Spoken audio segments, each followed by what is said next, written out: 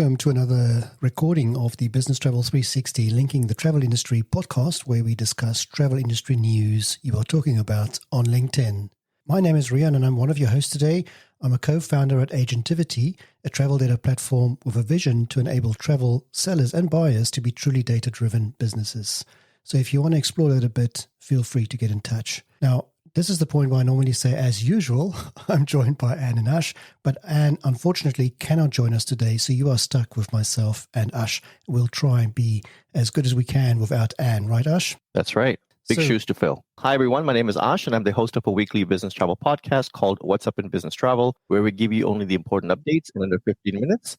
Additionally, I'm the vice president at Traxo, and this is Linking the Travel Industry.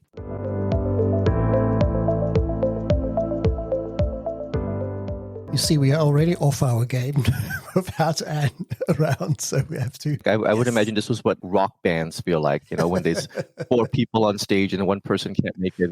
Our lead singer isn't here today, but we'll try and make it up. Exactly. Before we go on, we do want to give a shout out to all the folk going to the PA show, the Personal Assistant show in London this week. We know it's a big event for the travel industry. A lot of TMCs do make a lot of effort, and I know how much these shows take out of you, energy and sort of input-wise. So we want to give a shout out to all of our TMC and other suppliers to have a great show in London this week at the PA show. So if you are new to this event, welcome. The format of this is a discussion about the most talked about travel industry stories from last week. And so we started off with the news that TAP Air Portugal is going to be looking for a minority investor. The government there has said they are now reaching out and looking for a minority investor. It feels like we've seen this story before. There's something weird about this. There was a post by Edward Russell as a follow-up who just analyzed this a bit more. He is mentioning the Lufthansa Group might have a slight interest there. But they are quite busy, of course, with their investment with, now I need to get this right, ITA inspired by Alitalia. So I don't know. Oh, that's the first time you did that well.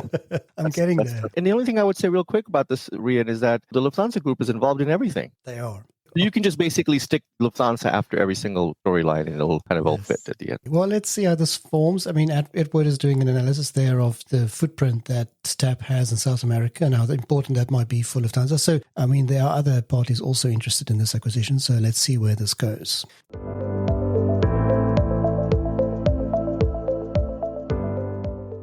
I have to say, I like this post quite a lot. I spotted this in a post by a guy called Chris Neeland, and he was just talking about this issue that he's got in hotel showers where the shampoo and the conditioner bottles either all look the same or the printing on them is so small, you've got no idea which one is which. And I definitely have this problem myself. And my solution to this normally is to step in, take a quick photo of the bottles, zoom in on it and memorize the order so I know. Because once my glasses are off and I'm in the shower, there's no chance at all. And this post really, it just hit home for me so much, and also for others, because at the time that I uploaded this image to the presentation today, there were already almost 23,000 people interacting with this post. Very interesting that it went so well with others. Ash, come on, you must have a similar problem.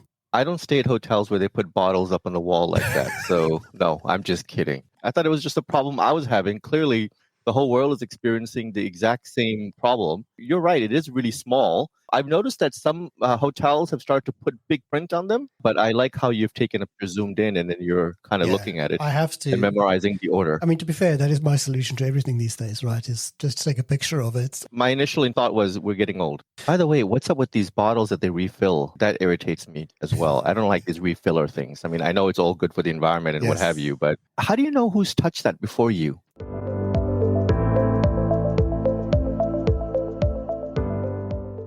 Next one on my list is something I spotted. There are rumors that the Dubai low-cost carrier Fly Dubai, they are exploring possibilities of launching a new domestic airline in India, and this goes hand in hand with their news that they are actually looking at acquiring the now bankrupt Indian airline Go First. Very exciting move and absolutely, I would say, the right thing to be doing. Right, Ash? Would you agree?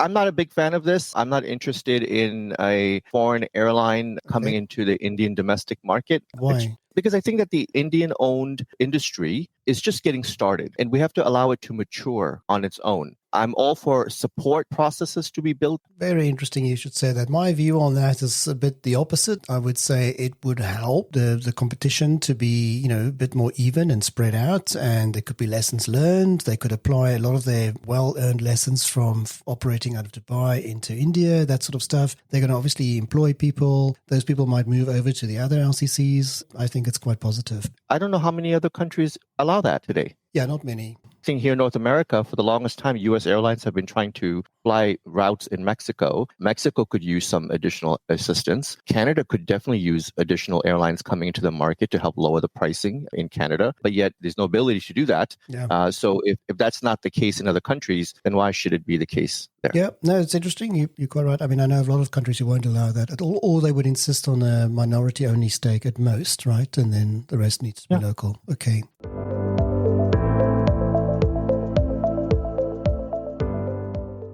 Over to another airline, and this is news that Southwest Airlines is announcing a reduction in their corporate overhead. They are letting go of about 1,750 employees, which is representing about 15% of their employees. So we saw this in a post on Business Travel 360 podcast. Ash, what do you make of this? Because this is unprecedented, right? This is the first time they're doing this. Southwest has a very proud history. It's impacting their corporate culture. So this is a big, big shakeup. But the story also says that this is going to be impacting senior leadership and those in the corporate arena, not pilots, not flight attendants, not mechanics, not ground crew, but people back in the office. But this comes at a really interesting time because Southwest is also launching red-eye flights. They're also changing their leg room. I mean, it's not going to be the same seat. There's a lot of changes happening at Southwest. And so with all those changes and this at the same time, Southwest needs it. I mean, they're very debt heavy and they need to be able to free themselves up from costs. This is supposed to save Southwest upwards of $200 million to $300 million a year. Well, let's hope they get the result they want out of this. But it's still very sad to see those people losing their jobs.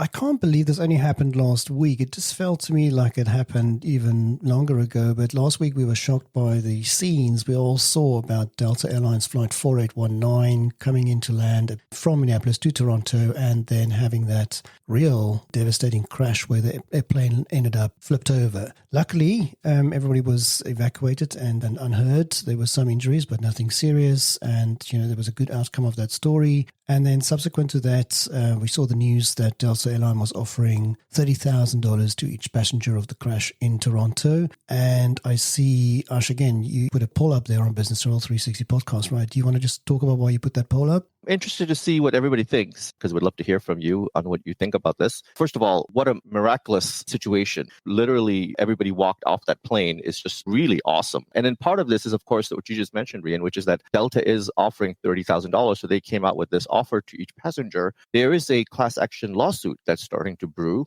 I think obviously from a non-American perspective, we might view that a bit differently because, I don't think anybody would even expect to take any action against the airline at all. This all depends, of course, on the outcome of the investigation as to, what was at fault. Those things obviously come to mind as well. You have to wait for that. But just back to your other point, yes, it was absolutely fantastic to see everything working, seatbelts holding people into their seats, right? And seats not breaking off the floor and the flight attendants just kicking in and doing their job and getting people off the plane. And honestly, when I saw that photo, at first of the plane upside down, I just thought, what next? This is just unbelievable of the things we are seeing. Now, on that topic, I do want to point out that I saw a very interesting article in the BBC, and I will comment and put that link into this post afterwards, that there aren't more aircraft accidents all of a sudden. We think there is because it just feels like there is. It's not the case because a lot of people are saying, oh, it must be so unsafe these days to fly and all those things. It's not, right? It's just there's more visibility on this and there's a lot more coverage of these sort of things. Before we go on, I just want to take a few moments to turn to the audience. We have, again, a very full room today, so thank you so much for your support. and giving us your time, especially on a Monday. We do appreciate this. If you do enjoy this event, please spread the word. We do this every Monday, and Ash will tell us more about that at the end. We do appreciate you and giving us your time. The purpose of linking the travel industry is to get as many of us to connect to one another. We do feel that the industry needs to have more connections, so have a look around the room, see who else is there, and send out some connection requests, and also accept some new requests that might come your way. Just to say thank you for giving us your time on a Monday. Back to our stories. This is where we need Anne today, because I can't possibly comment on this story. There was news that Air France-KLM have picked Amadeus Nevio to power their next generation of retailing developments that they want to do. Thank you for joining us, Mark. Good to see you. First of all, what are you up to these days? I'm an independent consultant to travel tech companies that provide reservations, distribution tech to airlines. Honestly, very similar to Anne, although I'm probably a poor replacement, but I can do my best. Well, thank you for offering. Yes, it's good to see you. And so what do we make of that decision of Air France-KLM to choose Amadeus Nevio for what they call their next retailing ambitions? There's an ongoing project in the airline industry to implement offer and order. It sort of started 10 years ago with NDC. The goal of the industry, and whether you agree with this or not, is that ultimately they want to arrive in an all digital world where orders replace PNRs and tickets and e-tickets and all those other assets, right? Amadeus, obviously the biggest vendor of PSS today. I think their market share between the Altea product and the Navitaire product, which is focused on low-cost carriers, they're hovering around 45% market share. So they're a big vendor of, I suppose, the old way of doing things. And what they're doing is they're signing up more and more customers into their vision of the future, which is Nevio. Approach with Nevio will be they will essentially layer on offer and order functionality over time and eventually get to the point where you could say our dependency on legacy data types and assets like PNRs and e-tickets is reduced, or we can even do some types of airlines or some bookings without those assets existing at all. Amadeus are not the only vendor, of course. Sabre have their Mosaic program. And then, you have in the offer management space, you have Celia, who've acquired Fairlogics. You have, Datalex, you have OpenJaw, you have Pros, all of whom are doing quite a lot of parts of that new offer and order system. I still think it's a 10 to 15 year project with maybe questionable ROI. I do congratulate Amadeus on winning these customers. I think they're the fourth or fifth after Saudia, Finnair, and British Airways. British Airways have a substantial digital program, which, they're also partnering with Amadeus and Nevio for that, based on 20 plus year relationship they've had with Amadeus so far. No, that is well explained. So thank you very much. It's not going to happen next week. I like your 10 to 15 year. I would agree with you on that. And I like that the way you've just described that sort of transition there. But thank you for joining us and giving us your insights. Yeah, no problem.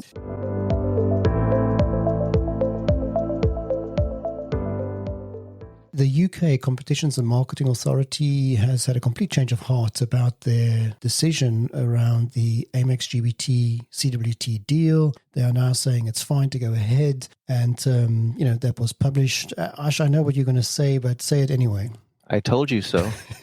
I knew that this was going to be something that would change in the new administration. I know that has nothing to do with the Competition and Markets Authority in the UK, but I assure you that there's back channel conversations, and I assure you that the US will approve this as soon as it hits the floor here. So this is a no-brainer. And the reason why it's a no-brainer is because I think that the needs for CWT to merge is so high that if they don't merge, they fold. And I think that they finally realized that in the competition committee that this is going to be a much bigger disaster, better merge than to lose that entity altogether. It had to happen this way. Yeah, I can see that as well. And the company that's left as a result, if that decision is still being dragged out, is just going to be reduced even less. So yes, I can see that absolutely.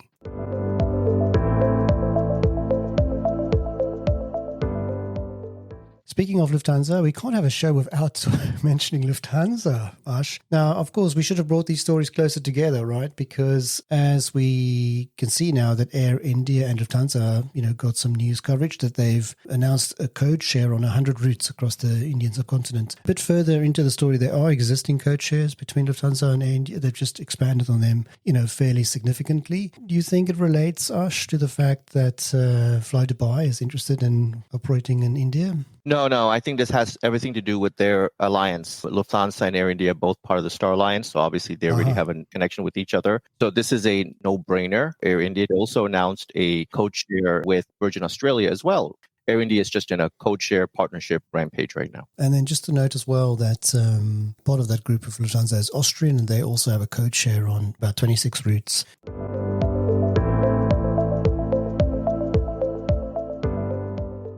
This wasn't really talked about much, but it is interesting to note that, as we know, Spirit Airlines, they were in a Chapter 11 bankruptcy. They've now got approval to exit that as a private company. So just part of the process, right, Ash? There's nothing strange here. This is what we expect. Spirit Airlines, of course, had to go into bankruptcy in order to offload all the heavy debt that they had, that they were not able to pay any longer. So that process was part of the restructuring plan, which was approved by the courts. Spirit comes out of this with a little bit less of a debt load and the ability to pay their bills and try to make some money and profit. I think for the short term, Rian, this is going to work out okay. For the long term, it's not going to take that much time before they get back into a problem again. The changes have already started to happen where you see low-cost airlines moving into more of a first-class cabin, premium cabin. Even Southwest is moving into that world, right? So unless Spirit pivots into offering more premium products, I don't think that they're going to be able to make money. All the other low-cost airlines, by the way, they're all moving in that direction in one way or the other, Frontier included. So this is going to be something that I think Spirit will be better off trying to sell themselves after they clear. Therefore, at least they're more profitable. Any extra stories? I have one. I have to just find the right button here for it. So there we go. Air Baltic is the first European airline to announce a deal where you will get Starlink internet across the fleets on their flights. It's free and it's fantastic news. I'm so glad to see this. So, Ash, I've jumped you on with space news. Look at you. I love how space news is taken off. Yes, this is a great story. I like it as well. And then, Ash, I know you have an extra story. Rental car news. Yes. So we don't talk about rental cars very much at all. So Hertz and Avis Budget Group, their 2024 numbers were really, really bad. Hertz, for example, just as a highlight, 2024, they lost almost $3 billion, Rian. And Avis Budget Group also lost almost $3 billion. So both these rental car companies have to lose cars. One lost a CEO. The other one has sold 100,000 vehicles. I mean, the list of issues just goes on and on and on. But they're not doing very hot. I find these numbers absolutely staggering, and I can't believe that it's not in the mainstream news, apart from the fact you've posted about it, so it is. But this is shocking. When I read these, I also wonder, how are the other guys doing? And maybe we should find out and get some stats on that, because if it's just these two, it tells us where the problem is, right? But if it's in general, it should be interesting to note that. I will go out on a limb and tell you that the National Alamo Enterprise Group, called Enterprise Mobility now, that's their new name, they have definitely done really, really well. So I'll post their numbers on that because I actually been watching their news. And Six is also doing really, really well. So those two companies have definitely been doing better than the others. Answers my question. So absolutely. So I think that brings us to the end of the show. We've made it despite the fact that Anne wasn't here. Mark, thank you so much for being a fantastic step in there. We appreciate that a lot. So that's appreciated. I think that's a wrap from our side. So over to you, Ash. Thank you all for joining today's live recording of Linking the Travel Industry. We record this podcast live every week on Monday, and we ask that you share this event with others that you know. Chances are high that if you enjoyed today's session, others that you know will as well. If you ever miss a show because of time zone or availability, we make the podcast available on businesstravel360.com. This is Linking the Travel Industry, signing off.